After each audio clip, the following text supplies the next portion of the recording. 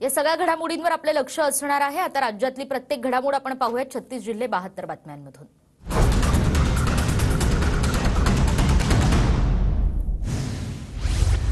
उद्धव ठाकरे आज सांगलीच्या दौऱ्यावर। सांगलीच्या मिरजमध्ये ठाकरेंचा जनसंवाद। कोळेकर मठाच्या मैदानावर 6 वाजता ठाकरेंची विराट सभा। सोलापूर लोकसभा मतदारसंघात प्रणिती शिंदेंचा प्रचार सुरू। प्रणिती शिंदेंकडून सोलापुरातील गावांना भेटी। निवडणूक करो या मरो ठरणार, प्रणिती शिंदेंची प्रतिक्रिया। यवतमाळच्या पदाधिकारी आणि कार्यकर्त्यांसोबत भावना गवळींची बैठक। आगामी लोकसभा निवडणुकीत प्रचार यंत्रणा राबवण्याबाबत बैठक। धाराशिव लोकसभा मतदारसंघावर शिंदे गटाचा दावा। जिल्ह्यातील पदाधिकाऱ्यांच्या बैठकीनंतर शिंदे गटाकडून प्रचाराला सुरुवात। छत्रपती संभाजीनगरच्या जागेवरून आता भाजपमध्येच रस्सीखेच। अतुल सावे यांच्याकडून तिकीट मिळवण्यासाठी प्रयत्न सुरू, तर भागवत कराड यांच्याकडून यापूर्वीच उमेदवारीसाठी लॉबी। सांगलीच्या जागेवरून ठाकरे गट आणि काँग्रेसमध्ये नाराजी वाढली। मिरजेतील उद्धव ठाकरेंच्या मेळाव्याला काँग्रेसकडून न जाण्याचा निर्णय।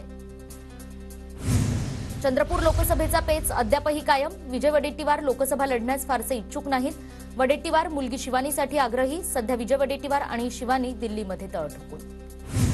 परभणीच्या पूर्णामध्ये महाविकास आघाडीकडून संवाद बैठकीचं आयोजन। माजी आमदार सीताराम घनदाट यांच्याकडून पदाधिकाऱ्यांना मार्गदर्शन। मोठ्या संख्येने महाविकास आघाडीचे सर्व घटक पक्षांचे कार्यकर्ते उपस्थित। लातूर लोकसभेसाठी काँग्रेसकडून अखेर उमेदवारी जाहीर। काँग्रेसकडून डॉक्टर शिवाजी काळगेंना उमेदवारी। तिसऱ्या टप्प्यात लातूर लोकसभेसाठी मतदान होणार। नाशिक लोकसभा निवडणुकीत आता महंतांची उडी। महंत सिद्धेश्वरानंद सरस्वती लोकसभेच्या मैदानात। त्र्यंबकेश्वरमधील 10 आखाड्यातून महंत सिद्धेश्वरानंद हे उमेदवार। नांदेडमध्ये काँग्रेस नेते रवींद्र चव्हाण यांचा बेबाकी प्रमाणपत्रासाठी शासकीय कार्यालयात अर्ज। रवींद्र चव्हाण नांदेड लोकसभेसाठी काँग्रेसचे संभाव्य उमेदवार।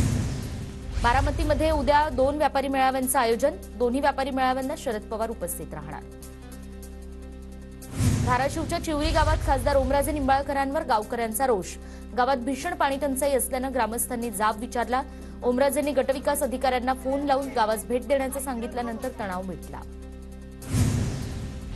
नागपुरात वाहनांची तपासणी करण्यासाठी भरारी पथकं तैनात। लोकसभा निवडणुकीच्या पार्श्वभूमीवर निवडणूक विभागाचे कर्मचारी तैनात। आर्थिक गैरप्रकार टाळण्यासाठी निर्णय। क्यूआर कोडने निवडणूक कर्मचाऱ्यांची एका क्लिकवर माहिती मिळणार।